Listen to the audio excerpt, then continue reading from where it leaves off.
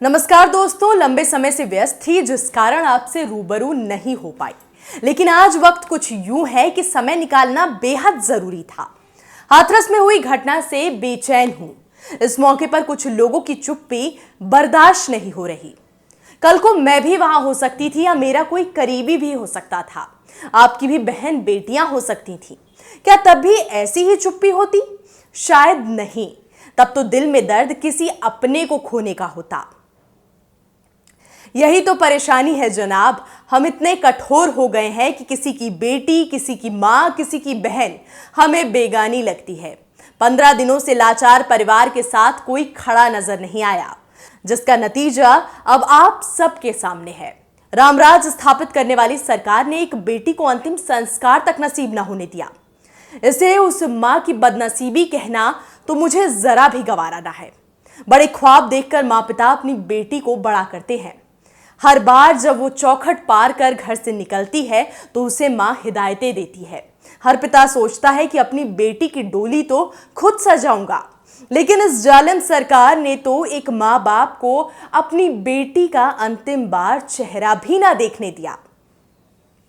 गनीमत बस ये है कि एक हफ्ते से सोए मीडिया संस्थानों को अब होश आ गया है, लेकिन कब तक रहेगा ये होश, इसका अंदाजा शायद किसी को भी नहीं। आखिर इससे टीआरपी कहां मिलेगी? टीआरपी तो बॉलीवुड में ड्रग एंगल दिखाने से मिलती है। वैसे कल दोपहर की बात थी, टीवी पर न्यूज देखते देखते जहन में आया, जरा देखे पीएम मोदी का इस पर क्या कहना है।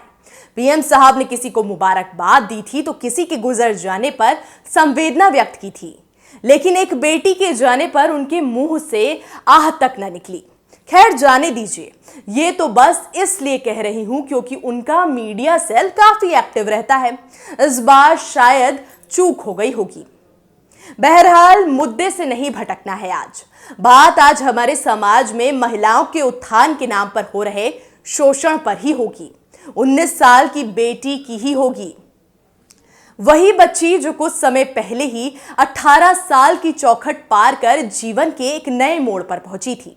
अभी अभी तो उसने पंख खोले थे, कुछ सपने भी संजोए थे, लेकिन कुछ दरिंदों ने सब कुछ पल भर में उजाड़ दिया।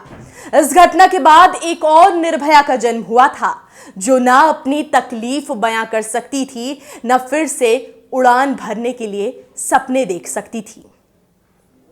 राष्ट्रीय राजधानी दिल्ली से बस 200 किलोमीटर दूर हाथरस में 14 सितंबर 2020 को यह दरिंदगी हुई, जब वो अपनी मां के साथ घर के पास ही खेत में काम कर रही थी।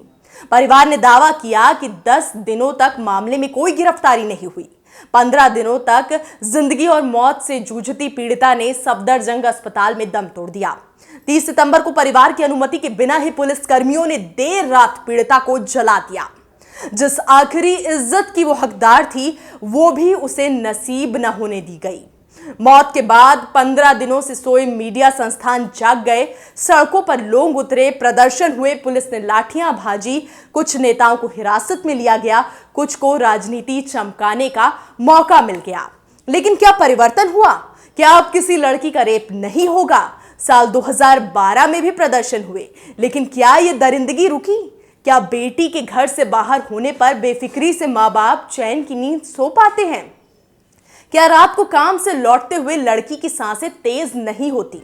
ये प्रश्न चिन्ह आज भी है और आगे भी रहेगा। आज सड़कों पर लोगों की भीड़ देख शायद चुप्पी साधे सरकारी तंत्र को झटका लग गया है। जरूर मुख्यमंत्री जी की कुर्सी में कंपन हुई होगी, वरना वो कहां बेचैन होने वाले।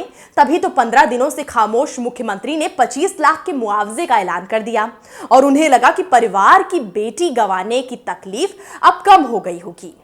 ज्यादातर ऐसे मामले तो हमारे देश में उठते ही नहीं, नेशनल टेलीविजन तक पहुंचते ही नहीं, और जो कभी कभार खबरों में आए तो लोअर स्क्रोल बनकर ही रह जाते हैं, ताकि आम आदमी की नजरें वहां तक पहुंचे ही ना।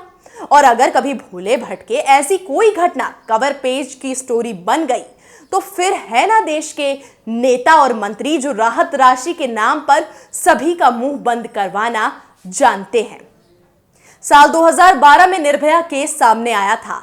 आज उस वाकये को 8 साल हो गए। परिवार की लंबी लड़ाई के बाद भले ही आरोपियों को फांसी हो गई, लेकिन देश के हालातों में कोई बदलाव ना हुआ, बल्कि स्थिति बद से बदतर हुई है।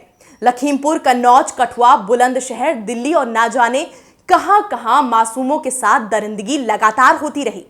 इससे भी ज्यादा अफसोसनाक बात तो यह है कि एक और हाथरस की बेटी की लाश ठंडी भी नहीं हुई थी कि बलरामपुर में दरिंदगी का शिकार हुई एक और बेटी ने दम तोड़ दिया। 2018 के आंकड़ों पर नजर डालें तो हर 15 मिनट में एक महिला का रेप होता है। हिसाब लगाएं तो हर दिन 96 महिलाएं इस जुर्म का शिकार होती हैं। ये सब सैकड़ों लोगों के प्रदर्शन, पीड़ित परिवार की आवाज उठाने और कड़े कानूनों के आने के बाद भी हो रहा है। 2018 में 34,000 रेप के मामले दर्ज किए गए थे। इसमें से 9,000 लोगों को कोर्ट ने दोषी ठहराया। साल 2012 में हुए निर्भया मामले से पहले यह आंकड़ा काफी कम था। इस घटना के बाद कानून व्यवस्था में कई बड़े बदलाव किए गए।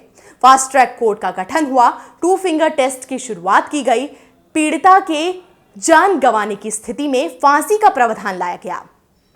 पर इसके बाद भी हालात नहीं बदले। भारत में आज भी फॉरेंसिक लैब्स की कमी है, पूर्ण रूप से संचालित फास्ट ट्रैक कोर्ट्स की कमी है, पुलिस बल में महिलाओं की कमी है, देश में मैरिटल रेप के खिलाफ कोई कानून नहीं है, पीड़िताओं पर तरह तरह के इल्जाम आज भी लगते हैं। कोई कहता है छोटे कपड़े थे, कोई कहता है उसने इशारा किया। इस मानसिकता और असंवेदनशील माहौल के बीच इंसाफ कैसे मिलेगा? साल 2016 के आधिकारिक आंकड़ों की माने तो उस साल हर दिन 4 दलित महिलाओं का रेप हुआ। हाथरस में हुई इस घटना के बाद एक बार फिर दलित महिलाओं के शोषण का मामला उठा है। अब जब यह मामला उठा ही है तो सिर्फ दलित महिलाओं का ही क्यों हो? हर महिला को आगे आना चाहिए, क्योंकि कल किसने देखा है। इसलिए इस नेता नगरी को अब राजनीतिकरण ना करने दे, क्योंकि इनकी जुबान को लड़खड़ाते वक्त नहीं लगता।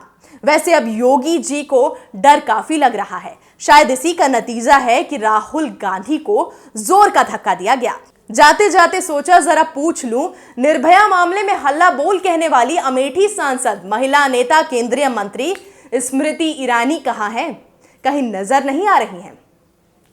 फिलहाल आपसे विदा लेती हूं और आज मैं बस आपसे एक गुजारिश करूंगी, सोचिए जरूर, क्योंकि कल ना मैंने देखा है ना आपने।